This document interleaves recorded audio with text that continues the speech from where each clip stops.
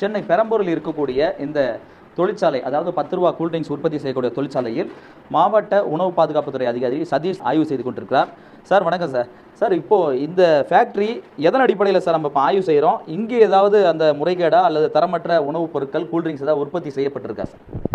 இன்றைக்கி பார்த்தீங்கன்னா, அந்த குழந்தை இறந்ததுக்கு பிறகு பார்த்தீங்கன்னா, இன்றைக்கி வந்து உணவு பாதுகாப்புத்துறை வந்து இன்றைக்கி கடுமையான நடவடிக்கை எடுத்திருக்கோம் தமிழ்நாடு முழுக்க. அதை பேஸ் பண்ணி இன்றைக்கி நம்ம சென்னையில் பார்த்தீங்கன்னா, நாங்கள் எனக்கு இப்போ இந்த கம்பெனி கூல்ட்ரிங்க்ஸ் எங்கேயாவது இருக்கான்னு அங்கே செக் பண்ணிகிட்டு இருக்கும்பொழுது, இந்த இடத்துல வந்து அன்ஆத்தரைஸ்டாக வந்து 10 ரூபா கூல்ட்ரிங்க்ஸ் தயார் பண்ணியிருக்காங்க. எங்களுக்கு செய்தி வந்தது. உடனடியாக நாங்கள் இங்கே வந்து பார்த்தோம். இங்கே வந்து பார்த்தா ஒரு வீடு வந்து வாடகைக்கு எடுத்திருக்காங்க. அது வாடகைக்கு எடுத்து இது வந்து கூல்ட்ரிங்க்ஸ் 10 ரூபாய்க்கு ஒன்றான பேக்கெட்ஸில் பார்த்தீங்கன்னா இந்த மாதிரி பேக்கெட்ஸில் போட்டு ஒரு இதெல்லாம் orange juice, mango juice and grape juice, அப்புறமேட்டு மோர் பேக்கெட்ஸ், இந்த மாதிரியெல்லாம் அவங்க தயாரிச்சிட்டு இருந்திருக்காங்க. இது வந்து பார்த்திங்கன்னா அன்ஹைஜீனிக்காக இருக்குது. நீங்கள் இந்த இடத்துல பார்த்தீங்கன்னா உள்ளுக்கரே வர முடியல, ஒரே ஸ்மெல்லு ஒரு இதாக இருக்குது.